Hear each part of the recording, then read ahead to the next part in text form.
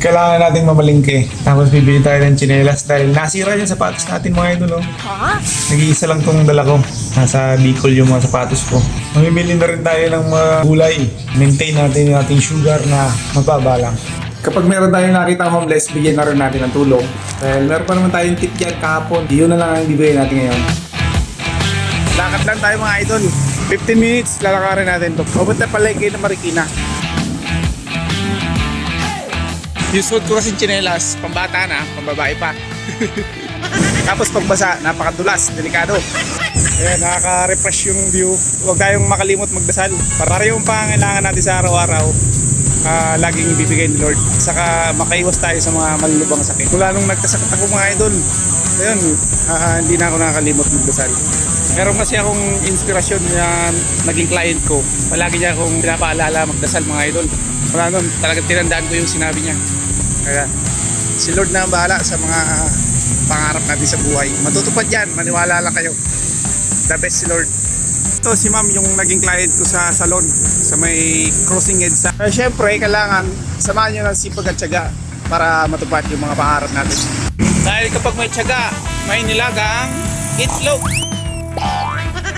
6:23 ng umaga, wala pa tayong nakakita ng homeless mga idol. Pero malapit na tayo sa public market ng Marikina. Si Tatay Danny pala bukas ko na babalikan kasi sa kakabilang ano yun, malayo, Santolan yun.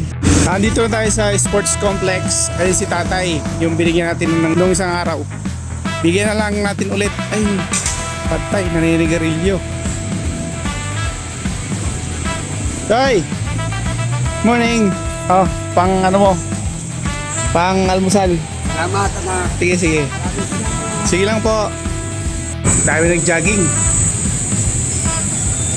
Ay, meron dalawa. Tingnan natin. Ay, bigyan natin.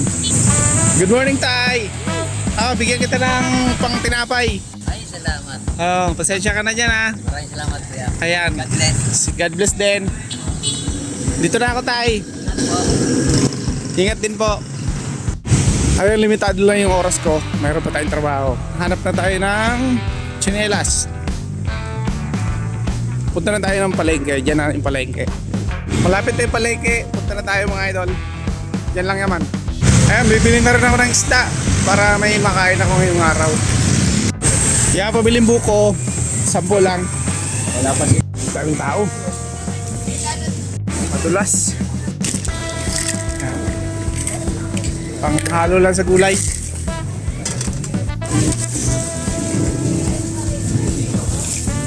Sarado ang bilihan ng tsinelas.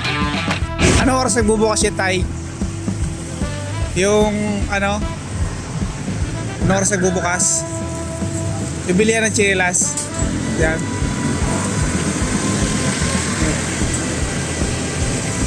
Ay, dito bukas na. Baka mayroon.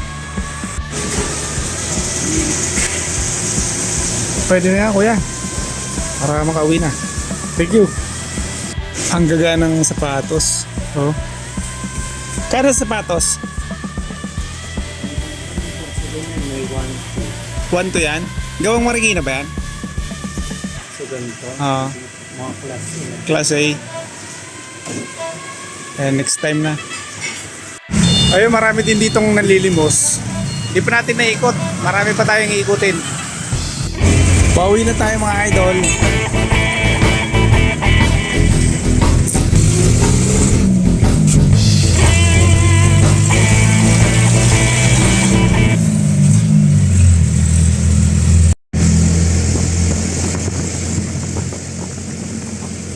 Dito na tayo sa may riverbank, malapit lang sa trabaho. Bago tayo magtrabaho ay pahinga muna tayo. Parang pagod na pagod ako mga idol. Pakiramdam ko iba. Wala tayong susi. Dito tayo dadaan. Bilhin natin ngayong araw mga idol. Pagkain maghapon. Prutas. Ayun yung pagkain natin mga idol oh. Diba? Brown rice. Red rice pala mga idol. Sinabawan. Sarap.